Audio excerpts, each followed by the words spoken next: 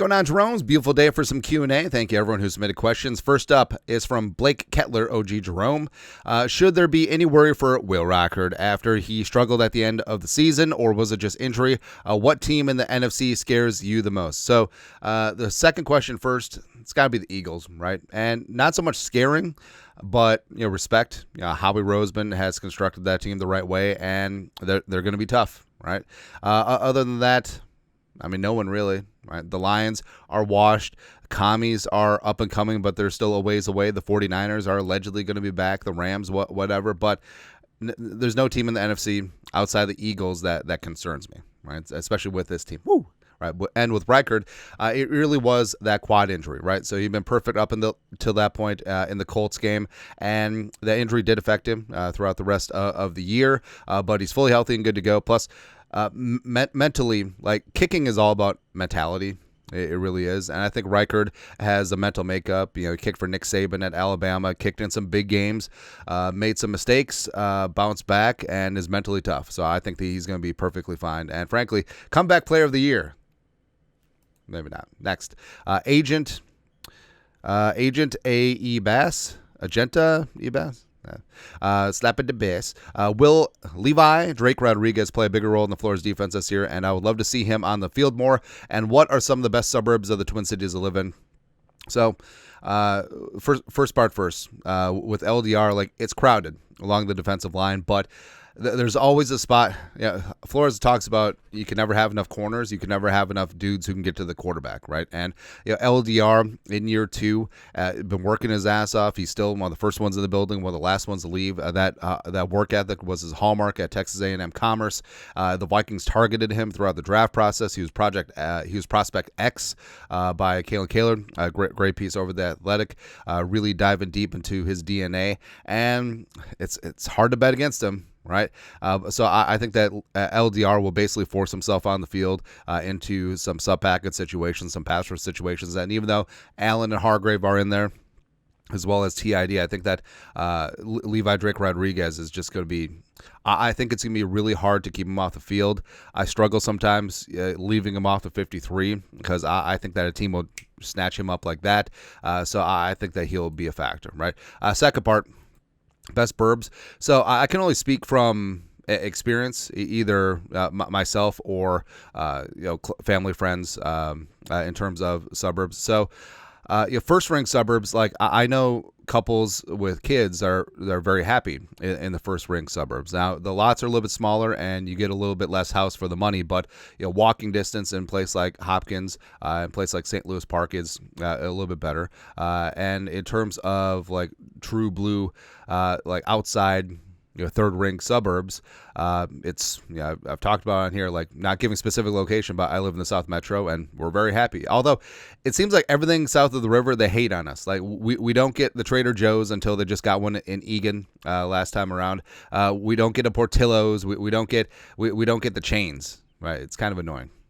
But we like it down here. Like the school, property taxes are a little bit higher, but also you get that back in terms of quality schools. So that's important right now at this stage of our lives. So yeah, we're happy down here, and I know that a lot of players with the facility at TCO Performance Center Bar and Grill, a lot of players live in Egan. That's a really nice suburb. Lots of great commercial stuff in, but also it's a good balance between the burbs of the suburbs, as well as Lebanon Hills, a lot of outdoor areas, a lot of recreational areas, a lot of beauty, and a lot of great houses too.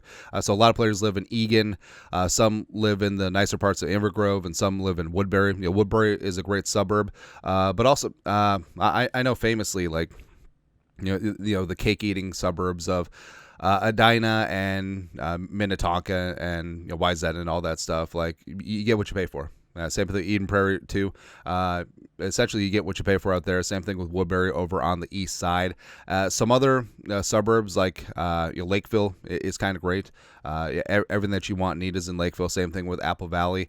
Maple Grove is the commercial center of the Northwest Burbs. They get everything. They get everything up there. Plus, once you start getting a little bit further out there, like once you get past, when 94s meet up, and then you get out to like St. Michael and stuff, you get a ton of house. Southwest, I know a lot of people are really happy like living in Jordan in terms of the Southwest suburbs, where kind of the nice thing about the city is that everything's pretty much interconnected. So where we live in the South Metro, you can be in either downtown in 20 minutes, which is kind of nice. So overall, like, I don't know, just do some research on average house prices in terms also in terms of trends. What's important to you? Proximity to commercial opportunities, or being true suburb, having a lot of yard, having a lot of house for the money, school districts, etc. Access to lakes and outdoor opportunities. Like there's basically something for everything. Yeah. Also like White Bear Lake, Northeast, Shoreview, pretty damn fantastic as well. So I mean, whatever you want, you can find. That's basically what it comes down to. All right. Next. Tony Jacobson, thank you very much for all that you do.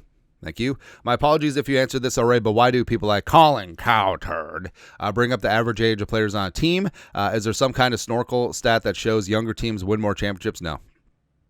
And generally it is a lot more veteran teams tend to win Super Bowls, right? And so Coward brings it up. Barnwell really goes hard in the paint. Talk about average age of team, because he was creaming in his jeans all last year. Oh, the Packers are the youngest team in the league. The Packers, right? And the Vikings weren't necessarily a old team, but I think they're second in terms of average age. But the Vikings had a number of outliers.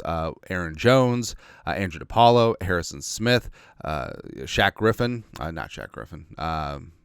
Gilly, where it definitely skewed the average age of the team, right?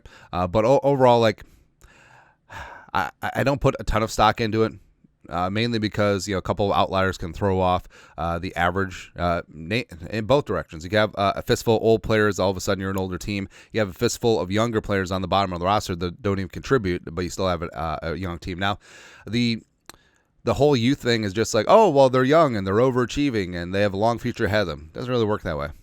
Each team every single year is a completely different squad, right? And I think that the Vikings are in a really good place because not only with the whole average age thing, but the Vikings are young in terms of all the key spots. So Jefferson, McCarthy, you got Christian Darrisaw, you got Addison in there as well.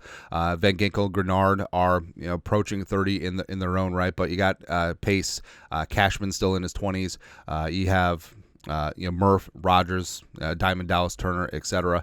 So overall, like a lot of the tent poles of this team are still in a very good age, where their season, they've been in the league for a while, and that's what it comes down to. Like, I don't really buy into like, oh, young teams can way over massively achieve. It's kind of ridiculous. Next, fire shots. If you could create your own NFL team, what city would it be in, and what would the name and colors be, and what would the style of offense and defense would run it?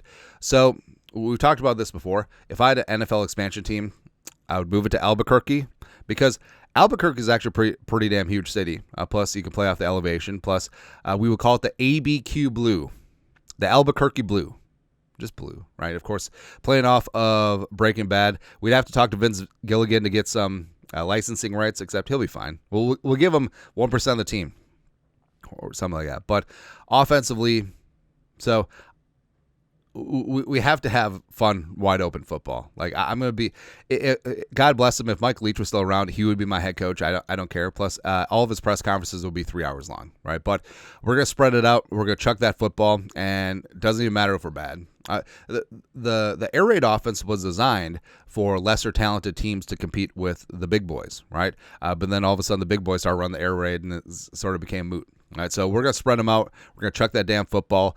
Defensively, we're going to blitz on every single down. We're going to play an exciting, up-tempo brand of football, and I'm going to get a coaching staff in there that's going to run that.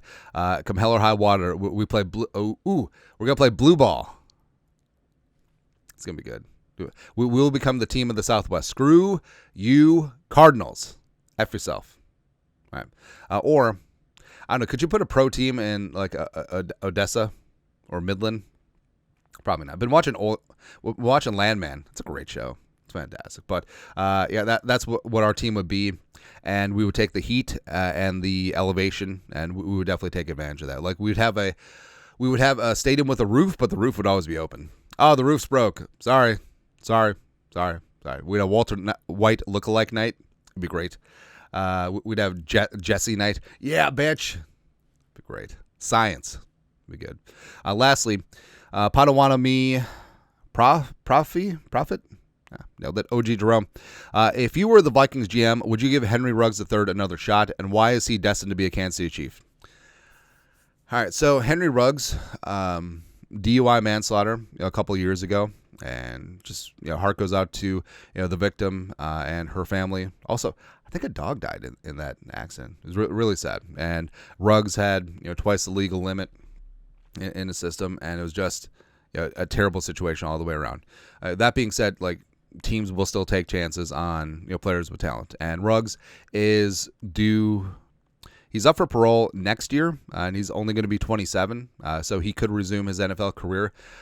I don't think that the Vikings would take a shot on Ruggs because the whole DUI manslaughter with Ruggs and the fact that Kyrie Jackson was killed by another driver who allegedly was intoxicated. I mean, that's not going to fly, And I think a team will take a chance on. The Chiefs. I mean, Andy Reid has taken chances on players before, notably Michael Vick when he was with the Eagles, and also still employ Rashee Rice. But I think a place like Philly would make sense because Devontae Smith is there. He and Ruggs are best friends going all the way back to Alabama, and I feel like it's a move that Howie Roseman could make because Ruggs is going to come in. He's not going to get a huge deal, and the team is going to take a lot of PR flack by signing him. But I feel like Howie, the fact that the Eagles won a Super Bowl, the fact that the roster is solid, the fact that you have Devontae Smith there to sort of be with him and walk with Ruggs III as he gets back into the league, I think that would be the smart move. And actually, that's a betting favorite right now for me. But I don't see the Vikings making that type of move. No. Just don't really see it. Anyways, that's it. Q&A for this beautiful day. You guys are the absolute best. You know what to do. Skol. Production value.